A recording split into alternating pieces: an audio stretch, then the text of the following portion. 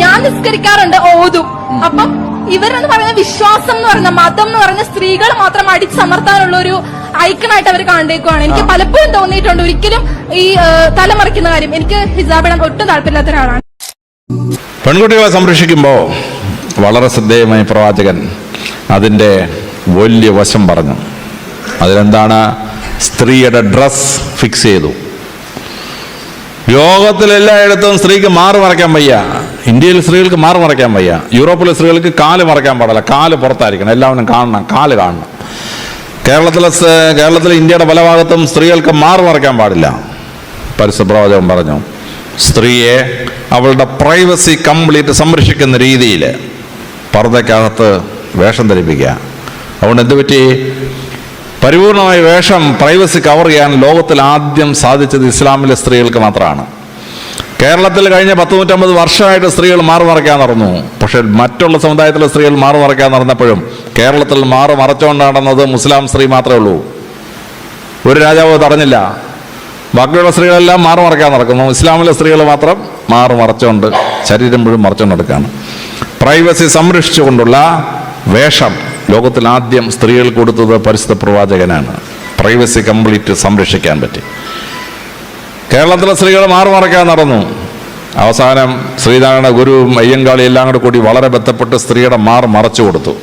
സ്ത്രീയുടെ മാറ് മറച്ചു കൊടുത്തപ്പോൾ തന്നെ സ്ത്രീകൾ എന്ത് ചെയ്യുന്ന പുറകുവശം കീറി കീപ്പോട്ടാക്കി. ബ്ലൗസിൻ്റെ താഴെ ഒരു വള്ളി മാത്രമേ ഉള്ളൂ, പുറകുവശം മുഴുവൻ എക്സ്പോസ്റ്റ്. ചേടാ, കഷ്ടപ്പെട്ട് 100 കൊല്ലം കൊണ്ട് മാറ് മറച്ചു കൊടുത്തപ്പോൾ സ്ത്രീകളുടെ ബ്ലൗസ് എല്ലാം കൂടെ പുറകുവശത്ത് വലിച്ചു കീറി പുറകുവശം എല്ലാം പുറത്താക്കി. ഇസ്ലാമിലുണ്ടല്ലോ അന്തപ്പണി നടക്കുകയില്ല. പുറകുവശം കീറാനൊന്നും പറ്റിയില്ല, മുൻവശം കീറാനും പറ്റിയില്ല. ശരീരം മുഴുവൻ മറച്ചുകൊണ്ട് നടക്കാൻ പറ്റും. അങ്ങനെ ശരീരം മുഴുവൻ മറക്കാൻ ശ്രമിച്ച ബന്ധുണ്ടായി. സ്ത്രീകൾക്കെതിരെയുള്ള അക്രമങ്ങൾ നിന്നു. ലോകത്തിലെല്ലായിടത്തും മൊളസ്റ്റേഷൻ ഉണ്ട്. സ്ത്രീകളിങ്ങനെ പുറവശവും മുൻവശമൊക്കെ തുറന്നു നടക്കും. കാണുന്ന പുരുഷന്മാർ കയറിയൊന്നും അള്ളും. ഇസ്ലാം സ്ത്രീയുടെ ഏത് വശം കാണാൻ പറ്റുമോ? ഒന്നും കാണാൻ പറ്റില്ല. അള്ളാൻ പറ്റുമോ? മാന്താൻ പറ്റുമോ?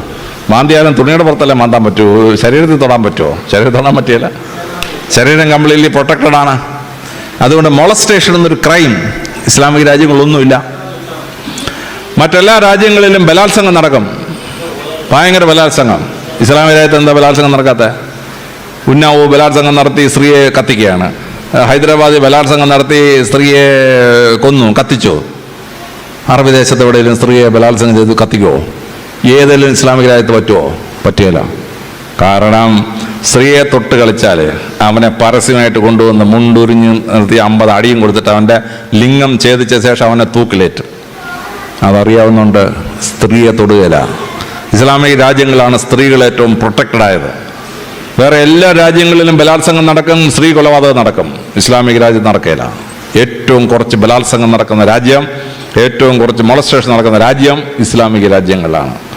കംപ്ലീറ്റ്ലി പ്രൊട്ടക്റ്റഡ് ആണ്. സ്ത്രീകൾ ഏറ്റവും കൂടുതൽ പ്രൊട്ടക്റ്റഡ് ആണ്. അത് പ്രവാചകൻ ഉണ്ടാക്കിയ അതിശക്തമായ വേഷവിധാനവും ജീവിത ചര്യയിൽ ഉണ്ടാക്കിയ മാറ്റങ്ങളുമാണ് സ്ത്രീയെ സംരക്ഷിച്ചത്. ബലാത്സംഗത്തിൽ നിന്നും ഇതിൽ നിന്നും രക്ഷിച്ചു. ഇനി ഇസ്ലാമിക രാജ്യങ്ങളിൽ പ്രവാചകൻ വരുന്നതിന് മുമ്പ് പെൺകുട്ടി ഉണ്ടായാലേ മരുഭൂമി കൊണ്ട് കുഴിച്ചിടുമായിരുന്നു. ബദർ യുദ്ധവും ഉഹൂദ് യുദ്ധവും കൂടെ കഴിഞ്ഞപ്പോഴത്തോടുകൂടി പുരുഷന്മാരുടെ എണ്ണം കുറവും സ്ത്രീകളുടെ എണ്ണം വളരെ കൂടുതലായി. അപ്പോൾ പ്രവാചകന് മനസ്സിലായി പെൺകുട്ടികൾ വിവാഹം കഴിക്കാൻ നിൽക്കുന്ന അവസ്ഥ ഉണ്ടാവും. അങ്ങനെ അവസ്ഥ ഉണ്ടായിക്കഴിഞ്ഞാൽ രാജ്യത്ത് അരാജകത്വം ഉണ്ടാവും, ലൈംഗികമായ അരാജകത്വങ്ങളും വേശ്യാവൃത്തിയും ഉണ്ടാവും. അപ്പോൾ അത് തടയണ്ടേ? പ്രവാചകൻ പറഞ്ഞു, ഒരു പുരുഷന് ഒന്നിലേറെ സ്ത്രീകളെ കല്യാണം കഴിക്കാം. 5 വ്യവസ്ഥയുണ്ട്, തോന്നിയവസ്ഥം ചെയ്യാൻ പറ്റില്ല. അങ്ങനെ 5 വ്യവസ്ഥ വെച്ച ശേഷം ഒന്നിലേറെ സ്ത്രീകളെ വിവാഹം കഴിക്കാൻ സമ്മതിച്ചെങ്കിലും പ്രവാചകൻ, എൻ്റെ കയ്യിലിരിക്കുന്ന പരിശുദ്ധ ഖുർആന്റെ 4-ാമത്തെ ചാപ്റ്ററിൻ്റെ 4-ാമത്തെ ശ്ലോകം, ഒന്നിലേറെ ഭാര്യമാരുണ്ടെങ്കിൽ എല്ലാ സ്ത്രീകളോടും തുല്യ സ്നേഹം പ്രകടിപ്പിച്ചിരിക്കണം. അങ്ങനെ ഒന്നിലേറെ സ്ത്രീകളോട് തുല്യ സ്നേഹം പ്രകടിപ്പിക്കാൻ പുരുഷന് അസാധ്യമായതിനാൽ ഏക ഭാര്യയാണ് ഉത്തമം. ഏക ഭാര്യയാണ് ഉത്തമം. ഇതാണ് പരിശുദ്ധ ഖുർആൻ പറയുന്നത്. ഏക ഭാര്യയാണ് ഉത്തമം. ആ ഏക ഭാര്യയാണ് ഉത്തമം എന്ന് പറയുന്ന നീതിശാസ്ത്രം, ആ നീതിശാസ്ത്രമാണ് ഇസ്ലാമിലെ സ്ത്രീകളെ രക്ഷിച്ചത്. ഇപ്പൊ കേരളത്തിൽ കണ്ടോളൂ, 1000 പുരുഷന്മാർക്ക് 1058 സ്ത്രീകളാണ് കേരളത്തിൽ. ഹിന്ദു മതത്തിലും ക്രിസ്തു മതത്തിലും 1000 പുരുഷന്മാർ 1000 സ്ത്രീകളെ കല്യാണം കഴിച്ചു. 58 സ്ത്രീകൾ എക്സസ് ആണ്. 52 സ്ത്രീകൾക്ക് ഭർത്താക്കന്മാരായാലും പുരുഷന്മാരില്ല. ആ 52 സ്ത്രീകൾ എക്സസ് ആയത് കാരണം ഹിന്ദു മതത്തിലും ക്രിസ്തു മതത്തിലും സ്ത്രീകളുടെ വിവാഹപ്രായം പതുക്കെ 21, 22, 24, 26. ഇപ്പൊ കേരളത്തിലെ ക്രിസ്ത്യാനികൾക്ക് മിക്കവാറും 26, 27 വയസ്സായിട്ടേ കല്യാണം നടക്കുള്ളൂ. കാരണം 1000 പുരുഷന്മാർക്ക് 1052 സ്ത്രീകൾ ഉള്ളതുകൊണ്ട് 1000 പുരുഷന്മാർ 1000 സ്ത്രീകളെ കെട്ടിക്കഴിഞ്ഞാൽ 58 എക്സസ് ആണ്. പക്ഷെ കേരളത്തിലെ ഇസ്ലാമിൽ സ്ത്രീകൾക്ക് ആ പ്രശ്നമില്ല. ഒന്നിലേറെ സ്ത്രീകളെ ഭർത്താക്കങ്ങൾ കല്യാണം കഴിക്കുന്ന പുരുഷന്മാരുണ്ട്, പണമുള്ള പുരുഷന്മാർ. അവരാ 58 എക്സസിനെ അബ്സോർവ് ചെയ്തു. അപ്പോൾ 1000 പുരുഷന്മാർ 1052 സ്ത്രീകളെ കെട്ടിക്കോളും. അപ്പോൾ കല്യാണം കഴിക്കാതെ പെണ്ണുങ്ങൾ വീട്ടിൽ നിൽക്കുന്ന പ്രശ്നമില്ല. ഇസ്ലാം ആ പ്രശ്നം പരിഹരിച്ച് കേരളത്തിലെ സിറ്റുവേഷൻ ഉണ്ടാകുന്ന 1400 പ്രവാചകൻ നിയമം ഉണ്ടാക്കി. പക്ഷെ മറ്റു സമുദായങ്ങൾക്ക് രക്ഷയില്ല. കല്യാണം കഴിക്കാതെ സ്ത്രീകൾ നിൽക്കുന്ന അവസ്ഥയുണ്ടായി. അതുകൊണ്ട് എന്തുണ്ടായി? പ്രോസ്റ്റിറ്റ്യൂഷൻ കുറഞ്ഞു. ലോകത്തിലെ മറ്റ് സമൂഹങ്ങളിലെല്ലാം പ്രോസ്റ്റിറ്റ്യൂഷൻ ഉണ്ട്. ഇസ്ലാമിൽ പ്രോസ്റ്റിറ്റ്യൂഷൻ ഇല്ല. കാര്യം അൺമാരീഡായിട്ട് ഫ്രീ സപ്ലൈ വിമനെ കിട്ടുന്നില്ല ഇസ്ലാമിൽ. ഒരു പുരുഷൻ ഒന്നിലേറെ സ്ത്രീകളെ കല്യാണം കഴിക്കുന്നുണ്ട്. അൺമാരീഡ് വിമൻ ജീവിക്കാൻ വേണ്ടി പ്രോസ്റ്റിറ്റ്യൂഷൻ പോകുന്നൊരവസ്ഥ ഇസ്ലാമിലില്ല. അതുകൊണ്ട് ഇസ്ലാമിക രാജ്യങ്ങളിലാണ് ഏറ്റവും കുറച്ച് prostitution. Very very few. No prostitution. Prostitution ചെയ്താൽ സ്വർഗം കിട്ടത്തില്ല. വളരെ ഭംഗിയായിട്ട് അവസ്ഥയുണ്ടാക്കി. പെൺമക്കൾ ശല്യമാണെന്ന് കണ്ടതുകൊണ്ട് ഗർഭത്തിലുള്ള കുട്ടി ആണോ പെണ്ണോ എന്ന് കണ്ടെത്തിയിട്ട് കുഞ്ഞുങ്ങളെ ചിത്രം ചെയ്യാൻ തുടങ്ങി. ഇപ്പം 3 കൊല്ലം ശിക്ഷയുണ്ട്. പണ്ട് ചിത്രം ചെയ്യാൻ ഖുർആൻ പറഞ്ഞു, പരിശുദ്ധ ഖുർആൻ പറഞ്ഞു, സൂറത്തുൽ ഇസ്രത്ത് 134, 134 സൂറത്തുൽ ഇസ്രത്തിന്റെ 134, 130, 136 3 ആയത്തുകൾ. പരിശുദ്ധ ഖുർആൻ പറഞ്ഞു, ഗർഭത്തിലുള്ള കുഞ്ഞിന് ചെലവിനൊടുക്കാൻ പറ്റുകയില്ല എന്ന് വിചാരിച്ച് കുഞ്ഞിനെ ചിത്രം ചെയ്താൽ അവളെ വാളിനിരയാക്കണം. അവൾ അള്ളാഹുവിനെതിരെ പാപം ചെയ്യുന്ന ശക്തമായ സംഭവമാണ്. ലോകത്തിലെല്ലായിടത്തും ഗർഭത്തിൽ ലിംഗനിർണ്ണയം നടത്തി കുഞ്ഞുങ്ങളെ കൊല്ലും. ഇസ്ലാമിക രാജ്യങ്ങളിൽ നടക്കത്തില്ല. കാരണം ലിംഗനിർണ്ണയം നടത്താൻ പറ്റിയല്ല. നടത്തിയാലും പെൺകുഞ്ഞാണെന്ന് വിചാരിച്ച് കൊല്ലാൻ പറ്റിയല്ല. അവിടെയാണ് ഇസ്ലാമിൻ്റെ നേട്ടം. സ്ത്രീകളെ പ്രൊട്ടക്ട് ചെയ്യും. തലാഖെല്ലാം അനുവാദം കൊടുത്തു. പക്ഷെ തലാഖിന് അനുവാദം കൊടുത്തതിന് 2 വശമുണ്ട്. ട്രിപ്പിൾ തലാഖ് എന്നൊരു സാധനം പ്രവാചകൻ പറഞ്ഞിട്ടില്ല, പരിശുദ്ധ ഖുർആനിലും ഇല്ല. It is un Islamic. അല്ലാതെ തലാഖ് ചൊല്ലുമ്പോൾ ആ തലാഖിനകത്ത് ഒരു സേവിങ് ഗ്രേസ് ഉണ്ട്. തികച്ചും യോജിക്കാൻ പറ്റാത്തൊരു വിവാഹം അത് ബലമായി കൂട്ടിക്കെട്ടിക്കൊണ്ട് നടന്ന് അതിനകത്ത് 498 306 ഉണ്ടായി, കൊലപാതക പരമ്പരകൾ ഉണ്ടാകുന്നൊരവസ്ഥ അത് ഇസ്ലാമിൽ ഉണ്ടാവുന്നില്ല. കാരണം if they are not compatible they can say a divorce and separate and marry again, no problem. അപ്പോൾ സ്ത്രീകളെ സംരക്ഷിക്കുന്ന നിയമങ്ങൾ, പരിശുദ്ധ പ്രവാചകൻ ഉണ്ടാക്കിയ നിയമങ്ങൾ, സ്ത്രീകളെ രക്ഷിച്ച അതിഗംഭീരമായ നിയമങ്ങളാണ്. സ്ത്രീകളെ ഭരണാധിപത്യത്തിലേക്ക് കൊണ്ടുവന്നു. പ്രവാചകന്റെ കാലത്ത് തന്നെ സ്ത്രീകൾക്ക് അഡ്മിനിസ്ട്രേഷനിൽ പങ്കുണ്ടായിരുന്നു. സംസാരിച്ച് അഭിപ്രായം പറയാൻ അവകാശം ഉണ്ടായിരുന്നു. അതുകൊണ്ട് എന്തുണ്ടായി? ഏറ്റവും വലിയ ഇസ്ലാമിക രാജ്യമായ ഇന്തോനേഷ്യയിലെ വനിതാ ഭരണാധികാരി 2 ഉണ്ടായി. മലേഷ്യയിൽ വനിതാ ഭരണാധികാരി ഉണ്ടായി. പാകിസ്ഥാനിൽ വനിതാ പ്രസിഡന്റ് ഉണ്ടായി. ബംഗ്ലാദേശിൽ വനിതാ പ്രസിഡന്റ് ഉണ്ടായി. ഇസ്ലാമിക രാജ്യങ്ങളിൽ എത്രയോ ഇടത്ത് വനിതാ ഭരണാധികാരികളുണ്ടായി. കാരണം വനിതകൾക്ക് മാന്യതയും സ്ഥാനവും കൊടുത്തു ഇസ്ലാമിൽ. അങ്ങനെ സ്ത്രീ വിമോചനം അത്ഭുതകരമായി പ്രവാചകൻ സാധിച്ചെടുത്തു എന്നുള്ളതാണ്. എല്ലാ മതക്കാർക്കും തുല്യ പ്രാധാന്യം, മനുഷ്യനായി ജീവിക്കാനുള്ള അവസരം, ഇത് ഇസ്ലാമിൻ്റെ അത്ഭുതകരമായ ഫിലോസഫിയാണ്. ഇസ്ലാമിൽ എന്നെ അടുത്ത് അമ്പരപ്പിക്കുന്ന സ്ത്രീ സംരക്ഷണമാണ്. ലോകത്തിൽ സ്ത്രീകൾക്ക് ഏറ്റവും കൂടുതൽ സ്വാതന്ത്ര്യം, സ്ത്രീകൾക്ക് ഏറ്റവും കൂടുതൽ സംരക്ഷണം കിട്ടിയത് ഇസ്ലാമിക സമൂഹങ്ങളിലാണ്. പരസ്യപ്രവാചകൻ നിയമം ഉണ്ടാക്കി എന്താണ്? സ്വത്ത് വീതിക്കുമ്പം ആൺകുട്ടിയുടെ പകുതി സ്വത്ത് പെൺകുട്ടി കൊടുത്തിരിക്കണം. അപ്പോൾ ചില ആളുകൾ വിചാരിക്കും ഇതെന്ത് പരിപാടിയുടെ ആണുങ്ങളുടെ പകുതിയല്ലേ പെണ്ണുങ്ങൾ കൊടുത്തു തന്നു. പക്ഷേ ലോകത്തിൽ സ്ത്രീകൾക്ക് സ്വത്തവകാശം പരസ്യ പ്രവാചകന് മുമ്പ് ആരും കൊടുത്തിട്ടില്ല എന്നുള്ള മനസ്സിലാക്കണം. ഒറ്റ സമൂഹത്തിൽ പോലും സ്ത്രീക്ക് സ്വത്തവകാശമില്ല. പ്രവാചകനാണ് ആദ്യമായി സ്വത്തവകാശം കൊടുത്തത്. സ്വത്തവകാശം കൊടുക്കുമ്പോൾ ലോകത്തിൽ ഒരു രാജ്യത്തിനും ഇല്ലാത്ത ഒരു സ്വത്തവകാശം ഇസ്ലാമിക സ്ത്രീക്ക് കിട്ടി. യൂറോപ്പിലൊക്കെ സ്വത്ത് അവകാശം മാത്രമേ കിട്ടൂ. അപ്പൻ്റെ സ്വത്ത് മാത്രമേ അവകാശം കിട്ടൂ, വേറെ സ്വത്തിന് അവകാശം കിട്ടില്ല. ഇന്ത്യയിലെ അപ്പൻ്റെ സ്വത്തിന് അമ്മയുടെ സ്വത്തിന് അവകാശം കിട്ടും. പക്ഷെ പരസ്യപ്രവാചകൻ എന്ത് ചെയ്തു? പിതൃസ്വത്തവകാശം, മാതൃസ്വത്തവകാശം, ഭ്രാതൃസ്വത്തവകാശം, പുത്രസ്വത്തവകാശം. അമ്മ ജീവിച്ചിരിക്കുമ്പോൾ ആൺകുട്ടി മരിച്ചാൽ അവൻ്റെ സ്വത്തിൻ്റെ 1/6 അമ്മയ്ക്ക് കിട്ടും. ആ അമ്മ മരുമോടെ മുമ്പിൽ തെണ്ടിക്കൊണ്ട് കിടക്കണ്ട, മോൻ്റെ സ്വത്തിൻ്റെ 1/6 അപ്പം തന്നെ അമ്മയ്ക്ക് കിട്ടും. പുത്രസ്വത്തവകാശം ഇസ്ലാമിൽ മാത്രമേ ഉള്ളൂ, ലോകത്ത് ഒരിടത്തും വേറെയില്ല. അപ്പോൾ അങ്ങനെ 4 സ്വത്തവകാശം സ്ത്രീക്ക് കിട്ടി. പിന്നെ വളരെ ശ്രദ്ധേയമായിട്ട് പ്രവാചകൻ സ്ത്രീകൾക്ക് ചെയ്ത വലിയ അനുഗ്രഹമാണ്. ലോകത്തിലെ എല്ലാ സമൂഹത്തിലും കല്യാണം കഴിക്കുമ്പോൾ സ്ത്രീയുടെ വീട്ടിൽ നിന്ന് പുരുഷൻ്റെ വീട്ടിലേക്ക് സ്ത്രീധനം പോയിക്കൊണ്ടിരുന്നു. പ്രവാചകൻ പറഞ്ഞു, പറ്റില്ല, ആ പെൺകുട്ടിയെ നല്ല പെൺകുട്ടിയെ വളർത്തിക്കൊണ്ടുവന്ന് അങ്ങോട്ട് മൊഹർ കൊടുത്തിട്ട് വേണം കല്യാണം കഴിക്കാൻ. അപ്പോൾ ഇസ്ലാമിക രാജ്യങ്ങളിൽ ഒരു 6 പെൺമക്കളുള്ള ഒരു അമ്മയുണ്ടെങ്കിൽ അവൾ ഇസ്ലാമിലെ ആ ദേശത്തെ ഏറ്റവും പണക്കാരിയാണ്. കേരളത്തിലെങ്ങാണ് ഒരു സ്ത്രീക്ക് 6 പെൺമക്കളുണ്ടെങ്കിൽ തൂങ്ങിച്ചാവുകയല്ലാതുള്ള മാർഗം ഉണ്ടോന്ന് സംശയമാണ്. അപ്പോൾ പെൺകുട്ടികൾക്ക് കല്യാണം കഴിക്കുമ്പോൾ ഒരു മൊഹറും കിട്ടും, വിവാഹം സ്വത്ത് വീതം വെക്കുമ്പോൾ പകുതി സ്വത്തും കിട്ടും.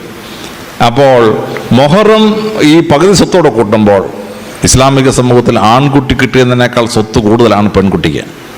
മൊഹറും പ്ലസ് പകുതി സ്വത്തും കൂടി. കേരളത്തിൽ മാത്രം പ്രവാചകനേക്കാൾ ബുദ്ധിയുള്ള ചില ആശാന്മാരുണ്ട്. ചെറിയ മൊഹർ അങ്ങോട്ട് കൊടുത്തിട്ട് 10 ഇരട്ടി സ്ത്രീധനം ഇങ്ങോട്ട് വാങ്ങിക്കും. സ്ത്രീധനം വാങ്ങിക്കുന്നതൊന്നും ഇസ്ലാമല്ല, ഞാൻ പഠിച്ച ഇസ്ലാമല്ല. ഇസ്ലാമിൽ സ്ത്രീധനം പറ്റിയല്ല.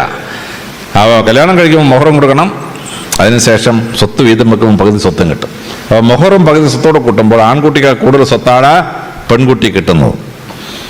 ഇനി ആ പെൺകുട്ടിക്ക് കിട്ടുന്നത് തന്നെയല്ല, പെൺകുട്ടിയെ വളർത്തുന്നത് വലിയൊരു ഭാഗ്യമായി പ്രവാചകൻ വിവരിച്ചിരിക്കുകയാണ്.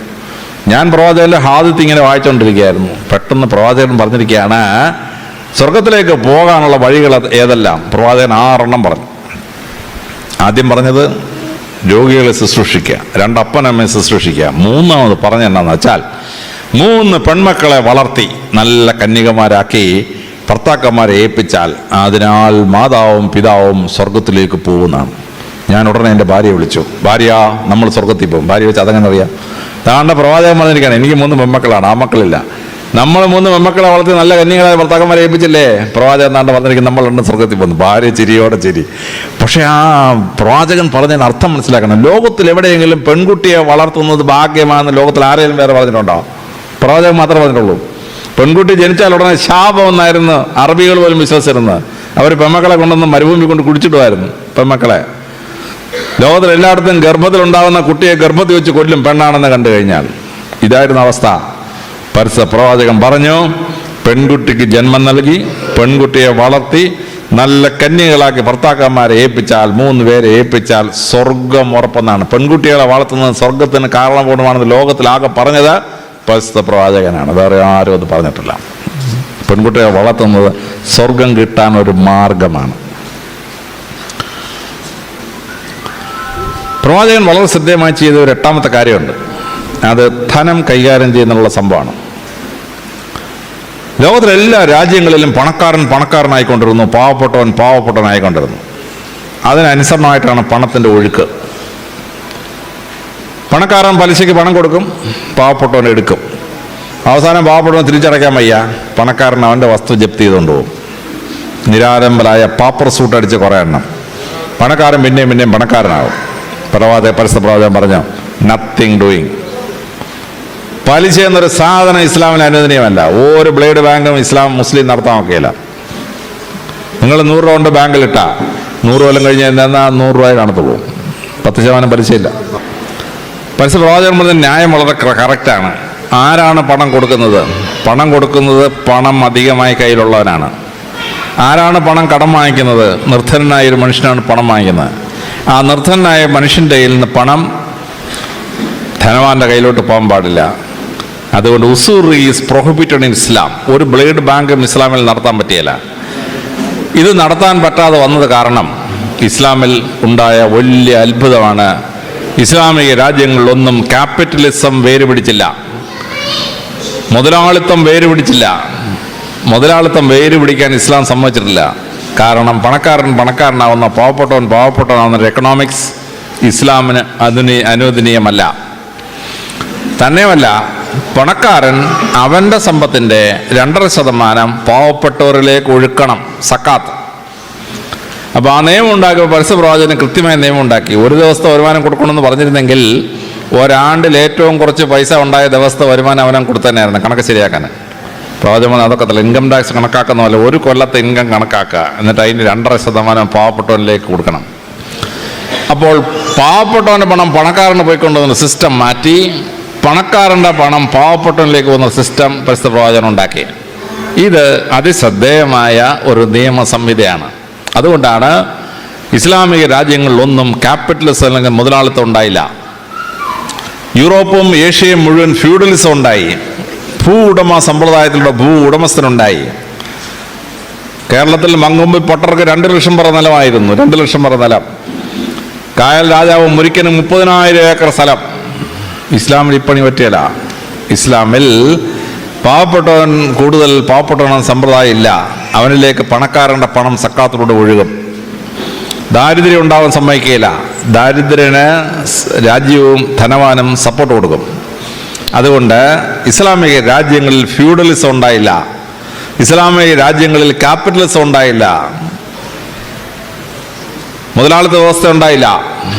ഇസ്ലാമിക രാജ്യങ്ങളിൽ ഭൂമിയുടെ ഉടമസ്ഥാവകാശം അവന് കൊടുത്തത് കാരണം ഇസ്ലാമിക രാജ്യങ്ങളിൽ ഭൂവുടമ സമ്പ്രദായം ഉണ്ടായില്ല.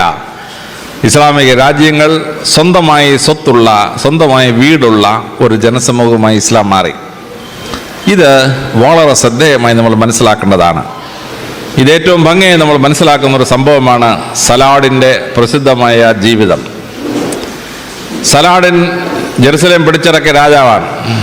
സലാഡിൻ ജെറുസലേം പിടിച്ചടക്കാനായിട്ട് വന്ന് കുരിശ് യുദ്ധങ്ങളിലൂടെ ജെറുസലേം പിടിച്ചെടുത്ത് അവിടെ താമസിക്കുന്ന ക്രിസ്ത്യാനികൾ താമസിക്കുമ്പോൾ അദ്ദേഹം ജെറുസലേമിൻ്റെ മതിലുകൾക്കെതിരെ ബോംബാർഡ് ചെയ്തു. 50 മീറ്റർ നീളത്തിൽ മതിലിടിഞ്ഞ് താഴെ വീണു. മതിലിടിഞ്ഞ് താഴെ വീണ് കഴിഞ്ഞപ്പോൾ സലാഡിൻ സൈന്യത്തോട് പുറകോട്ട് മാറാൻ പറഞ്ഞു. എന്നിട്ടൊരു സന്ദേശം കൊടുത്തയച്ചു. ക്രിസ്ത്യാനികളുടെ നേതാവ് പുറത്തു വരണം, സമാധാന സന്ധിക്കായി പുറത്തു വരണം.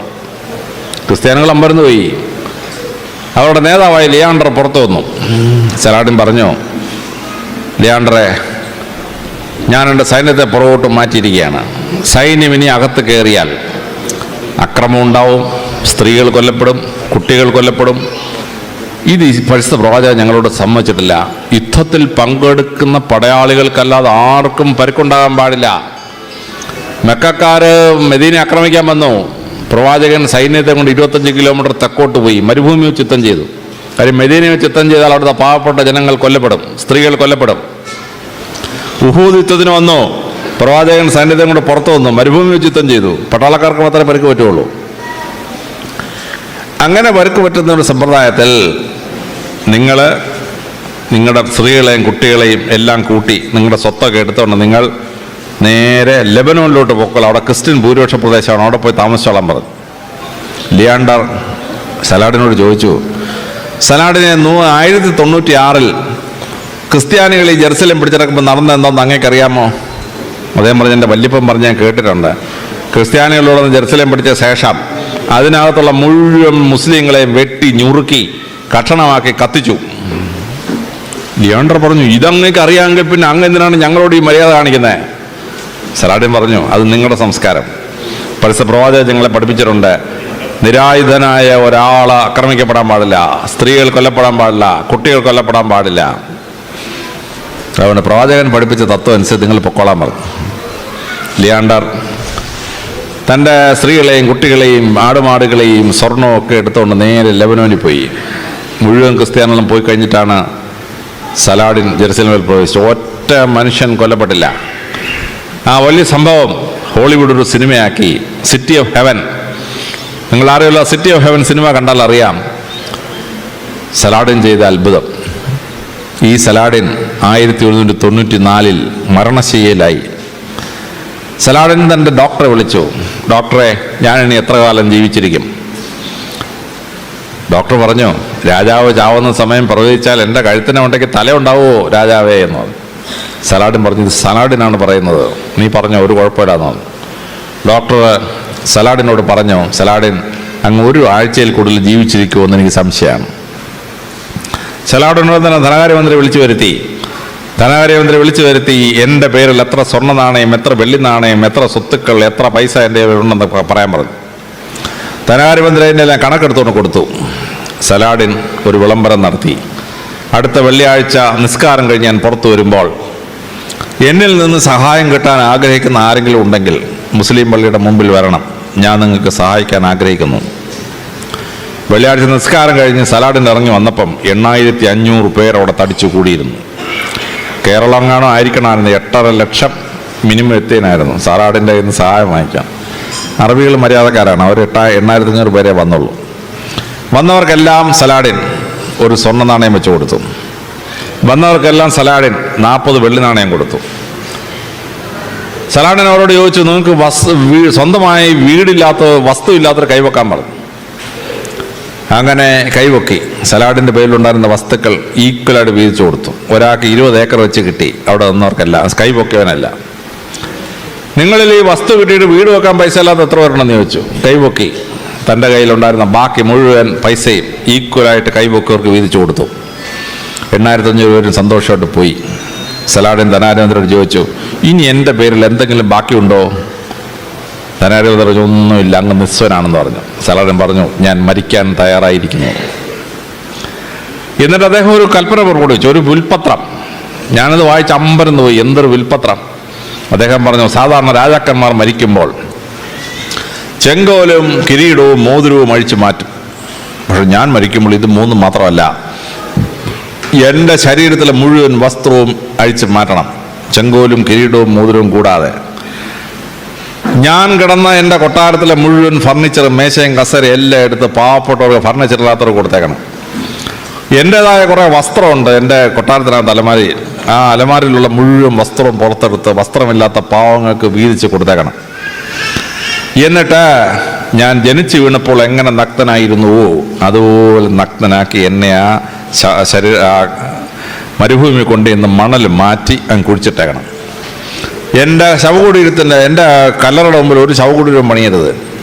എൻ്റെ ഒരു താജ്മഹലും പണിഞ്ഞേക്കരുത്, ഒരു മൗസോളിയം പണിഞ്ഞേക്കരുത്. ഞാൻ അവിടെ അടക്കപ്പെട്ടെന്ന് മാത്രം അവിടെ എഴുതി വെച്ചേക്കുക. ഈജിപ്തും സിറിയയും പാലസ്തീനും ഇസ്രായേലും സൗദി അറേബ്യയും കുവൈറ്റും ഇറാഖും 16 ഇപ്പോഴത്തെ 16 രാജ്യം ഒരുമിച്ച് ഭരിക്കുന്ന രാജാവാണെന്ന് ആലോചിച്ചാണ്. അദ്ദേഹം മരിച്ചപ്പോൾ സർവ്വ ചെങ്കോലും എല്ലാം അഴിച്ചെടുത്ത് എല്ലാ സ്വർണവും മാറ്റി ഫർണിച്ചറെല്ലാം ദാനം ചെയ്ത് അദ്ദേഹത്തിൻ്റെ 1000ഓളം വസ്ത്രങ്ങളെല്ലാം ദാനം ചെയ്ത് പൂർണ്ണ നഗ്നനാക്കി കൊണ്ടുവന്ന് സംസ്കരിച്ചു. ആ വിൽപ്പത്രം അവസാനിക്കുമ്പോൾ സലാഡിൻ പറഞ്ഞിരിക്കുന്നു, നിസ്വനായി ജനിച്ചാൽ നിസ്വനായി പോകണമെന്ന് പ്രവാചകനായ മുഹമ്മദ് നബി പഠിപ്പിച്ചത് ഞാനിതാ നടപ്പാക്കുന്നു. ഇപ്പോഴും സലാഡിൻ്റെ സൗകര്യത്തിൽ ചെന്നാൽ 4-5 കല്ലിങ്ങനെ വെച്ചിട്ടുണ്ടെങ്കിൽ അവിടെ ഒരു ചെറിയ കുറിപ്പുണ്ട്, ഹിയർ സലാഡിൻ ഈസ് ബറീഡ്. ഒരു കല്ലറയില്ല, ഒരു മൗസോളിയില്ല. 16 രാജ്യം ഭരിച്ചിരുന്ന രാജാവാണ്. ഇതാണ് ഇസ്ലാമിൻ്റെ കാഴ്ചപ്പാട്. സമ്പത്ത് കൊണ്ട് ആരും മഹാനാവുന്നില്ല, സമ്പത്ത് കൂട്ടി വെച്ചിട്ട് ആരും സ്വർഗവും കിട്ടാൻ പോകുന്നില്ല. പാവപ്പെട്ടവനെ സഹായിക്കുന്ന വലിയ ഫിലോസഫിയായി പരിസരപ്രവാചകൻ ഇസ്ലാമിനെ വാർത്തെടുത്തു.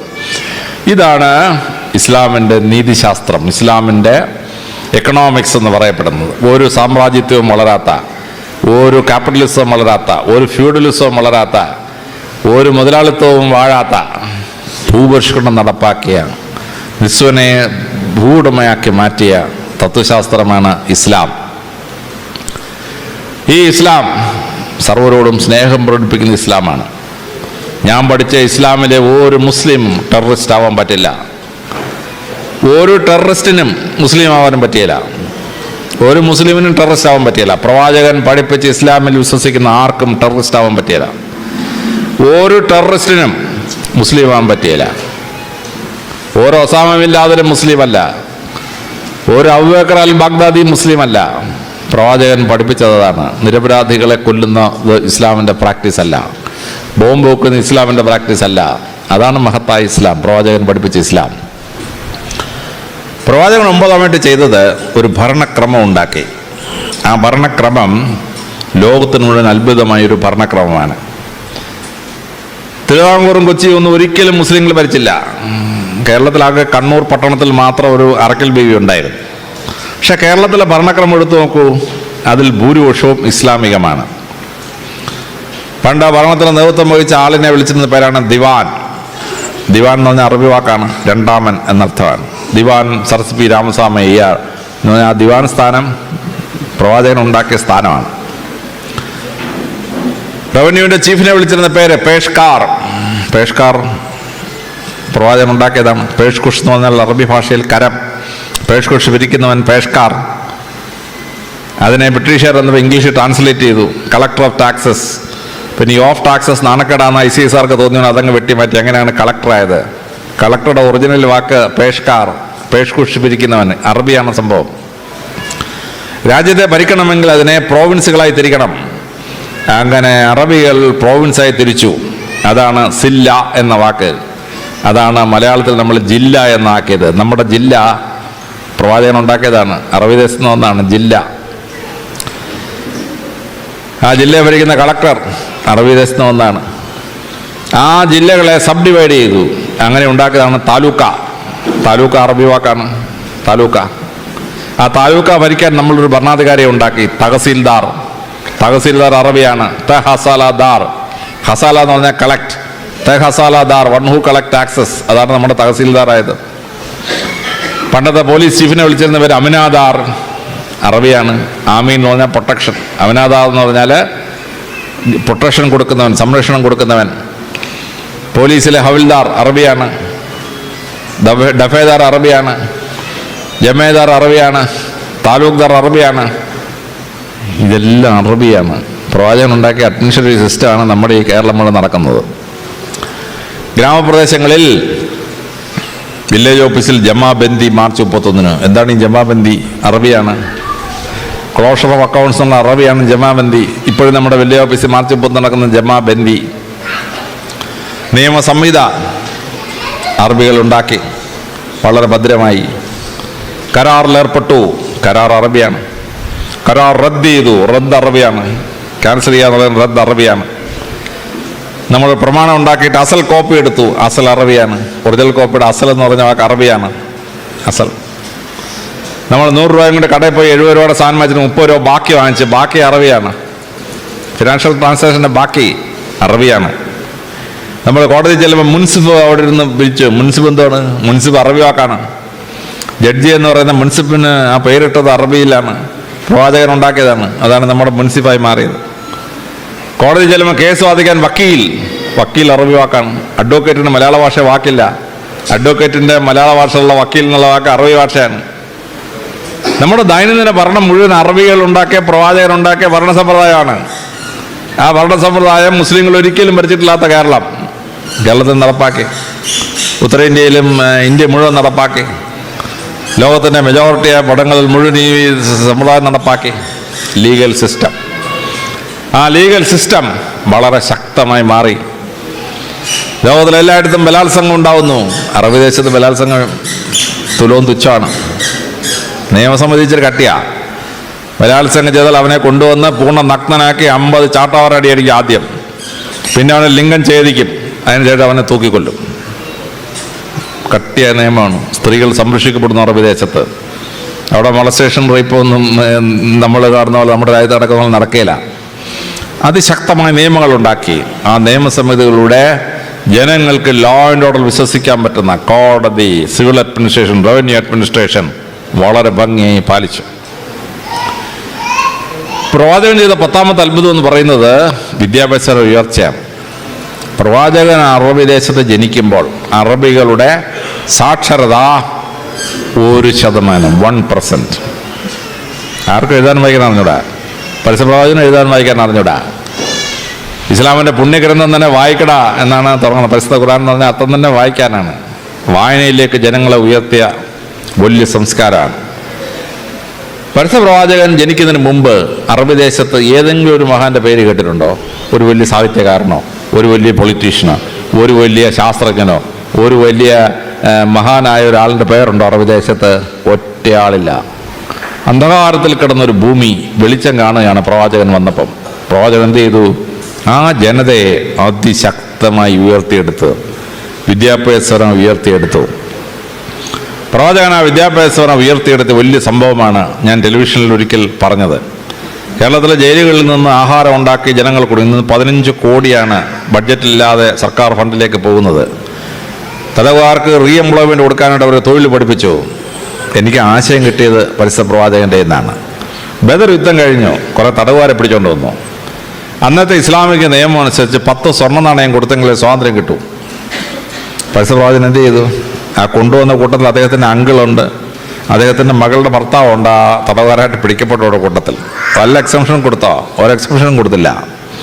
പക്ഷേ അദ്ദേഹം പറഞ്ഞു, 10 സ്വർണ്ണ നാണയം കിട്ടുന്നതിന് പകരം നിങ്ങളെല്ലാം വിദ്യാഭ്യാസമുള്ളവരാണ്, നിങ്ങൾ 10 പേരെ എഴുതാനും വായിക്കാനും പഠിപ്പിച്ചാൽ നിങ്ങൾക്ക് സ്വാതന്ത്ര്യം തരുന്നതാണ്. അതായത് 10 gold coins is equivalent to giving literacy to 10 persons. വിദ്യാധനം സർവ്വധനാൽ പ്രധാനം നമ്മൾ ഇന്ത്യയിൽ പറയും. വിദ്യാധനം സർവ്വധനാൽ പ്രധാനം. എത്ര രൂപയ്ക്കാണ് അത് ഈക്വലൻസ് എന്ന് പ്രഖ്യാപിച്ചത് പരിസര പ്രവാചകനാണ്. 10 സ്വർണ്ണ നാണയത്തിന് പകരം 10 പേരെ സാക്ഷരരാക്കുക. അപ്പോൾ ഒരു സ്വർണ്ണ നാണയം 28,000 രൂപ വിലയുള്ളതാണ്. വരാഹൻ എന്ന് പറയുന്ന നാണയം. ഈ വരാഹൻ എന്ന് പറയുന്നത് ഇന്ത്യയിൽ നിന്ന് പോയൊരു നാണയമാണ്. അത് രസകരമായ സംഭവമാണ്. രാഷ്ട്രകൂട രാജവംശൻ്റെ നാണയമായിരുന്നു വരാഹൻ. രാഷ്ട്രകൂട രാജവംശം ദശാവതാരങ്ങളിൽ 3ാമത്തെ അവതാരമായിരുന്നു അവരുടെ ആസ്ഥാന ദേവൻ മത്സ്യംകൂർമ്മം വരാഹം. ആ വരാഹത്തിൻ്റെ രൂപമാണ് നാണയത്തിൽ കൊത്തിയിരുന്നത്. ആ വരാഹത്തിൻ്റെ രൂപം കൊത്തിയതായതുകൊണ്ടാണ് വരാഹൻ എന്ന് മഹാരാഷ്ട്രയിൽ ആ നാണയത്തെ വിളിച്ചിരുന്നത്. അറബി ഭാഷയിലെ സ്വർണ്ണ നാണയത്തിൻ്റെ പേര് വരാഹൻ എന്നാണ്. മുസ്ലിങ്ങൾക്ക് തീരെ ഇഷ്ടമുള്ളതൊരു മൃഗമാണ് ഈ വരാഹം. പക്ഷേ അതിൻ്റെ പേരിലാണ് സ്വർണ്ണ നാണയമാണ് അറിയപ്പെടുന്നത്. ആ സ്വർണ്ണ നാണയം 28,000 രൂപ. അപ്പോൾ ഒരാൾക്ക് സ്വാതന്ത്ര്യം കിട്ടണമെങ്കിൽ 28,000 × 10 2,80,000 രൂപ കൊടുക്കണം ഒരാൾക്ക് സ്വാതന്ത്ര്യം കിട്ടാൻ. പ്രവാചകൻ പറഞ്ഞു, നിങ്ങൾ ഈ 2,80,000 രൂപ അവിടെ നിന്ന് കൊണ്ടുവരാനൊന്നും പറ്റില്ല. നിങ്ങളൊരു കാര്യം ചെയ്യും, 10 പേരെ പഠിപ്പിക്കണം. 10 പേരെ പഠിപ്പിച്ചു കഴിഞ്ഞാൽ നിങ്ങൾക്ക് സ്വാതന്ത്ര്യം തരാം. അങ്ങനെ അറബികളെ ഈ തടവുകാരെ പഠിപ്പിച്ചു. 10 പേരെ സാക്ഷരരാക്കിയപ്പോൾ സ്വാതന്ത്ര്യം കൊടുത്തു. സ്വാതന്ത്ര്യം കൊടുത്തു കഴിഞ്ഞാൽ അവരോട് പ്രവാചകൻ പറഞ്ഞു, നിങ്ങളിപ്പോൾ സ്വതന്ത്രരാണ്, പക്ഷെ നിങ്ങൾക്ക് ഞങ്ങൾ അധ്യാപകരായിട്ട് ഞാൻ ജോലി തരാം. നിങ്ങളിവിടെ അറബികളെ സാക്ഷരരാക്കാൻ പറഞ്ഞു. അങ്ങനെ അറബികൾക്ക് സാക്ഷരത കിട്ടി. ഇവരെ സാക്ഷരത എന്നൊന്ന് സിസ്റ്റം ഉണ്ടാക്കി. അറബികൾക്ക് സാക്ഷരത ഉണ്ടാക്കി. ഏറ്റവും സാക്ഷരരായ ഒരു ജനസമൂഹമായിട്ട് വാർത്തു. ഇസ്ലാം പോയ സ്ഥലത്തൊക്കെ സർവകലാശാലകൾ സ്ഥാപിച്ചു. ഇന്ത്യയിലെ ബുദ്ധമതം സ്ഥാപിച്ചതാണ് സർവകലാശാലകൾ. നളന്ദയും തക്ഷശിലയും വിക്രമശിലയും ഉദന്തപുരിയൊക്കെ. ആ സർവകലാശാലകൾ മുസ്ലിങ്ങൾ കോപ്പി ചെയ്തു. മുസ്ലിങ്ങൾ കോപ്പി ചെയ്ത് അവർ ബാഗ്ദാദ് സർവകലാശാല ഉണ്ടാക്കി. ഈജിപ്തിൽ കെയ്റോ സർവകലാശാല ഉണ്ടാക്കി. സ്പെയിനിൽ കൊർഡോബ സർവകലാശാല ഉണ്ടാക്കി. അതിഗംഭീരമായ ലൈബ്രറികൾ അതിൻ്റെ ഭാഗമായി. 100 കൊല്ലം കൊണ്ട് പൊളിറ്റിക്കൽ ക്യാപിറ്റൽ വിദ്യാഭ്യാസ തലസ്ഥാനത്തേക്ക് മാറി. ഇറാഖിൻ്റെ തലസ്ഥാനം ബാബിലോണായിരുന്നു. പക്ഷെ 100 കൊല്ലം കഴിഞ്ഞപ്പോൾ തലസ്ഥാനം ബാഗ്ദാദിലേക്ക് മാറി. ഈജിപ്തിൻ്റെ തലസ്ഥാനം മെംഫിസ് ആയിരുന്നു. 100 കൊല്ലം കെയ്റോ യൂണിവേഴ്സിറ്റി ഫംഗ്ഷൻ കഴിഞ്ഞപ്പോൾ ഈജിപ്തിൻ്റെ തലസ്ഥാനം കെയ്റോയിൽ വന്നു. സ്പെയിനിൻ്റെ തലസ്ഥാനം മാഡ്രിഡ് ആയിരുന്നു. പക്ഷേ 100 കൊല്ലം കഴിഞ്ഞപ്പോൾ കൊർഡോബായിലോട്ട് വന്നു തലസ്ഥാനം. ഈ യൂണിവേഴ്സിറ്റികൾ ലോകത്തിന് അറിവ് മുഴുവൻ സമാഹരിച്ചു വെച്ചു. യൂറോപ്പ് മുഴുവൻ അന്ധകാര യുഗത്തിൽ പോയി. ആ അറിവ് മുഴുവൻ ശേഖരിച്ചു വെച്ചത് മുസ്ലിങ്ങളാണ് അവരുടെ യൂണിവേഴ്സിറ്റികളിൽ. ഓവിഡിൻ്റെ മുഴുവൻ പുസ്തകവും നഷ്ടപ്പെട്ടിരുന്നു. അത് മുഴുവൻ അറബിയിൽ നിന്ന് റീട്രാൻസ്ലേറ്റ് ചെയ്തിട്ടാണ് നമ്മൾ കാണുന്ന ഓവിഡുള്ളത്. അരിസ്റ്റോട്ടലിൻ്റെ പകുതി ബുക്ക് നഷ്ടപ്പെട്ടു പോയിരുന്നു, കത്തിപ്പോയിരുന്നു. അരിസ്റ്റോട്ടലിൻ്റെ ബുക്കുകൾ അറബികൾ ട്രാൻസ്ലേറ്റ് ചെയ്ത് വെച്ചിരുന്നു. അത് റീട്രാൻസ്ലേറ്റ് ചെയ്തിട്ടാണ് നാം കാണുന്ന അരിസ്റ്റോട്ടലിൻ്റെ പല ബുക്കും നമ്മൾ കാണുന്നത്. അങ്ങനെ വിശ്വസാഹിത്യവും വിശ്വത്തിലുള്ള നോളജും അവർ ട്രാൻസ്ലേറ്റ് ചെയ്ത് വെച്ചു. പക്ഷേ അവരതിൻ്റെ ഒറിജിനൽ കോപ്പി എടുത്തില്ല. ഉദാഹരണത്തിന് കണക്ക് നമ്മളിന്ന് ലോകത്തിലെ ന്യൂമറൽസിൽ വിളിക്കുന്ന അറബിക് ന്യൂമറൽസ് എന്നാണ്. ആക്ച്വലി അതല്ല, ഇന്ത്യൻ ന്യൂമറൽസ് ആണ്. 0 to 1 2 3 9 9 വരെയുള്ള ഭാഗം. പക്ഷേ അറബികളിൽ നിന്ന് കിട്ടിയതായതുകൊണ്ട് അവർ അറബിക് ന്യൂമറൽസ് എന്ന് വിളിച്ചു. പക്ഷേ മുസ്ലിങ്ങൾ എന്ത് ചെയ്തു? അതിൻ്റെ ഒറിജിനലിൻ്റെ ക്രെഡിറ്റ് എടുത്തില്ല. സാഹിബന്മാരെന്ത് ചെയ്യുന്നറിയാമോ? ചീന ഭരണി എടുത്തിട്ട് മെയ്ഡ് ഇൻ ഇംഗ്ലണ്ട് എന്ന് അടിക്കും. ചീന ഭരണിക്ക് മെയ്ഡ് ഇൻ ഇംഗ്ലണ്ട്. കണക്കിനെ അറബികൾ വിളിച്ച പേര് ഹിന്ദി സത്ത്, ഇന്ത്യയിൽ നിന്ന് വരുന്ന അറിവെന്നാണ്. ഹിന്ദി സത്ത്. ആ മഹത്തായ വിദ്യാഭ്യാസ പ്രക്രിയ ആൽബറൂണി ഉണ്ടാക്കി, അൽ ഖ്വാറിസ്മി ഉണ്ടാക്കി, മഹാന്മാരുടെ ഒരു പണ്ഡിത നിരയുണ്ടാക്കി. ഇസ്ലാം വലിയ വലിയ ലൈബ്രറികൾ സ്ഥാപിച്ചു. കെയ്റോ യൂണിവേഴ്സിറ്റിയുടെ ലൈബ്രറി 1000 ഒട്ടകങ്ങൾ വിചാരിച്ചാൽ ട്രാൻസ്ഫർ ചെയ്യാൻ പറ്റാത്തത്ര വലുതായിരുന്നു എന്നാണ് ചരിത്രത്തിൽ രേഖപ്പെടുത്തിയിരിക്കുന്നത്. മംഗോൾസ് ഒന്ന് ഒരുപാട് കത്തിച്ചു, പക്ഷെ ബാക്കിയുള്ളത് രക്ഷപ്പെട്ടു. അങ്ങനെ അന്ധകാര യുഗം കഴിഞ്ഞ് ലോകം തിരിച്ചു വന്നപ്പം ഈ നോളജ് മുഴുവൻ തിരിച്ച് അറബിയിൽ നിന്ന് അതാത് ഭാഷകളോട് ട്രാൻസ്ലേറ്റ് ചെയ്തു. അങ്ങനെ ലോകത്തെ അന്ധകാര യുഗത്തിൽ നിന്ന് പുറത്തുകൊണ്ടുവരാനുള്ള വലിയ വിദ്യാഭ്യാസ പ്രക്രിയയാണ് ഇസ്ലാം ഉണ്ടാക്കിയ വലിയ വിദ്യാഭ്യാസ പ്രക്രിയ. അവരുടെ നിയമസംഹിത ലോകത്തിന് അത്ഭുതകരമായ ഒരു നിയമസംഹിതയായിരുന്നു. കേരളവും ഇന്ത്യയുമൊക്കെ മോഡലാക്കിയ നിയമസംഹിതകളിൽ പലതും ഇസ്ലാമിൻ്റെ വലിയ സംഭാവനയാണ്. കുറ്റകൃത്യങ്ങൾ കൺട്രോൾ ചെയ്ത്, നിയമം ഉപയോഗിച്ച് അഴിമതി കൺട്രോൾ ചെയ്ത് വളരെ നല്ല ഭരണ സമ്പ്രദായം ഇസ്ലാമിന് സൃഷ്ടിക്കാൻ പറ്റി. പരിശുദ്ധ പ്രവാചകൻ ഉണ്ടാക്കിയ വലിയ നിയമസംഹിത. അതിലേറ്റവും എന്നെ അത്ഭുതപ്പെടുത്തുന്നതാണ് എക്സിക്യൂഷൻ ലെവലിൽ നിൽക്കുന്ന എന്നെപ്പോലുള്ള പോലീസ് ഉദ്യോഗസ്ഥന്മാർക്ക് മാർഗനിർദ്ദേശം കൊടുത്തുകൊണ്ട് പരിശുദ്ധ പ്രവാചകൻ ഇറക്കിയ പ്രസിദ്ധമായ ഹാദിത്ത്. ഒരു സ്ത്രീയുടെ സ്വത്ത് മറ്റൊരാൾ തട്ടിയെടുത്തു. ആ തട്ടിയെടുത്ത് തിരിച്ചു കൊടുക്കാനായി സ്ത്രീ കംപ്ലൈൻറ്റ് ചെയ്തു. പക്ഷെ റവന്യൂവും പോലീസും നീതി കൊടുത്തില്ല. ആ സ്ത്രീ പരിശുദ്ധ പ്രവാചകൻ്റെ അടുത്തെത്തി. പ്രവാചകനോട് കംപ്ലൈൻറ്റ് ചെയ്തു. പ്രവാചകൻ ആ നിയമം മനസ്സിലാക്കിയിട്ട് ആ സ്ത്രീക്ക് സ്വത്ത് തിരിച്ചു കൊടുക്കാൻ പറഞ്ഞു. എന്നിട്ട് പോലീസ് ഉദ്യോഗസ്ഥനോടും റവന്യൂ ഉദ്യോഗസ്ഥനോടും പരിശുദ്ധ പ്രവാചകൻ പറഞ്ഞ പ്രസിദ്ധമായ ഹാദിത്താണ്, ടീയേഴ്സ് വുമൺ ഈ sparks of fire, it burns where it falls. സ്ത്രീയുടെ കണ്ണുനീർ തീപ്പൊരിയാണ്, അത് വീഴുന്ന സ്ഥലം ദഹിച്ചു പോകുന്നതാണ്. ഇത് ശരിയായിരുന്നെങ്കിൽ കേരളത്തിലെ പോലീസ് സ്റ്റേഷനൊക്കെ എപ്പോഴേ കത്തിപ്പോയനെന്നറിയാം, അത് വേറെ കാര്യം. എങ്കിലും സ്ത്രീക്ക് കണ്ണീരുണ്ടാവാത്ത രീതിയിൽ രാജാവ് രാജ്യം ഭരിക്കണം. ഇത് വലിയൊരു തത്വം പ്രവാചകൻ ലോകത്തെ പഠിപ്പിച്ചതാണ്. ഒരു സ്ത്രീ വന്ന് പ്രവാചകനോട് പറഞ്ഞു, പ്രവാചക, എൻ്റെ ഭർത്താവ് മരിച്ചുപോയി. എന്നെ ഭർത്താവിനെ ട്രീറ്റ് ചെയ്ത ഡോക്ടർക്ക് ശരിയായ ക്വാളിഫിക്കേഷൻ ഉണ്ടോ എന്ന് എനിക്കൊരു സംശയം. പ്രവാചകൻ ഉത്തരവിട്ടു, മെക്കയിലെ മുഴുവൻ മെഡിക്കൽ പ്രാക്ടീഷേഴ്സിനെ ചെക്ക് ചെയ്യാൻ പറഞ്ഞു. അവൻ്റെ പഠിത്തം വാലിഡാണെന്ന് അറിയാൻ വേണ്ടി. 19 പിടിച്ച് ഈ വ്യാജ ഡോക്ടർമാരൊന്നും ഉണ്ടായിരുന്നപ്പോഴാണ് ഇത് വായിച്ചപ്പോഴാണ് മനസ്സിലായത്. എല്ലാ വ്യാജനെയും അദ്ദേഹം പിടികൂടി. ഒരാൾക്ക് പ്രാക്ടീസ് ചെയ്യണമെങ്കിൽ അവൻ ക്വാളിഫൈഡ് ആയിരിക്കണം. പ്രവാചകൻ്റെ അടുത്ത് ഒരു സ്ത്രീ വന്ന് പറയുന്നു, ഞങ്ങളുടെ മരിപ്പച്ചയിൽ എൻ്റെ ഭർത്താവ് മരിച്ചുപോയി, ചികിത്സിക്കാൻ ഡോക്ടറില്ലായിരുന്നു പ്രവാചക, അതുകൊണ്ടാണ് സംഭവിച്ചത്. പ്രവാചകൻ ഒറ്റ കൽപ്പന ഇറക്കി, 5 ഒട്ടകങ്ങളെ കൊണ്ടുവരാൻ പറഞ്ഞു. ഒട്ടകത്തിന് പുറത്ത് 5 ഡോക്ടർമാരെ കയറ്റി എല്ലാ മരിപ്പച്ചകളും പോയി രോഗികളെ ചികിത്സിക്കാൻ പറഞ്ഞു. സഞ്ചരിക്കുന്ന മെഡിക്കൽ കോളേജ് പരിശുദ്ധ പ്രവാചകൻ ഉണ്ടാക്കിയതാണ്. ഡോക്ടർ 9 മണ്ടയ്ക്ക് പേരും വെച്ചിട്ട് വാടായോടെ പേഷ്യൻസ് എല്ലാം എന്ന് പറഞ്ഞ പരിപാടിയാക്കത്തില്ല. പ്രവാചകൻ പറഞ്ഞു, ഡോക്ടർ രോഗി എവിടെയാണെന്ന് വെച്ചാൽ അവിടെ പോയി ചികിത്സിക്കണം. അതാണ് പ്രവാചകൻ്റെ അത്ഭുതകരമായ സിസ്റ്റം എന്ന് പറയുന്നത്. ആത്മഹത്യ ഇസ്ലാമിൽ വളരെ കുറവാണ്.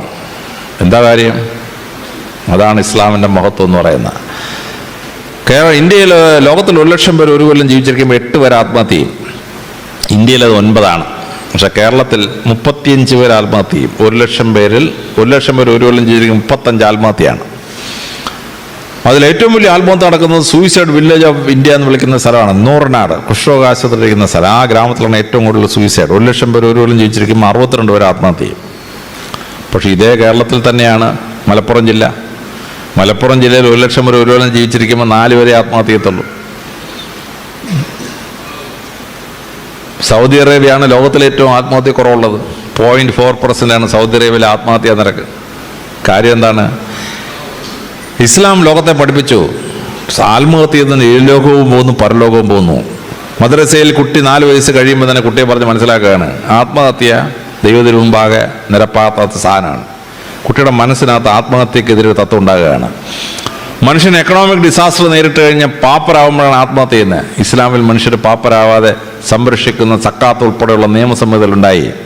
അപ്പം പണം ഒട്ടുമില്ലാതെ വസ്തുവില്ലാതെ ഒരാൾ ചാവേണ്ട, ആത്മഹത്യ ചെയ്യേണ്ട അവസ്ഥയില്ല. അവന് സംരക്ഷണം കിട്ടുന്നുണ്ട്, ആഹാരം എവിടുന്നേലും കിട്ടും, അവൻ പാപ്പരാവില്ല. അവന് ഹോപ്പ്ലെസ് എന്നൊരു സിറ്റുവേഷൻ വരുമ്പോൾ അവൻ ആത്മഹത്യ ചെയ്യാതിരിക്കാൻ വേണ്ടി അവനെ തിയോളജിയിലും ഫിലോസഫിയിലും പരിശുദ്ധ ഖുർആനിലെ ശക്തമായ നിയമത്തിലൂടെ പ്രൊട്ടക്ട് ചെയ്തിരിക്കുകയാണ്. അതുകൊണ്ട് ലോകം മുഴുവൻ ആത്മഹത്യ ചെയ്യുമ്പോൾ ഇസ്ലാമിൽ ആത്മഹത്യ സൗദി അറേബ്യയിൽ 0.5, കേരളത്തിൽ ആവറേജ് 35, മലപ്പുറത്ത് 4%. അപ്പോൾ ഇസ്ലാമിക സമൂഹത്തിൽ ആത്മഹത്യ നടക്കാത്തത് ഈ വലിയ സംരക്ഷണത്തിൻ്റെ ഒരു ഭാഗമാണ്. അപ്പോൾ ലോകമെങ്ങും മനുഷ്യന് നല്ല ജീവിതചര്യയും മനുഷ്യനായി ജീവിക്കാനുള്ള പ്രാക്ടീസും കിട്ടിയത് ഇസ്ലാമിൻ്റെ വലിയ സംഭാവനയാണ്, പരിശുദ്ധ പ്രവാചകൻ്റെ വലിയ സംഭാവനയാണ്.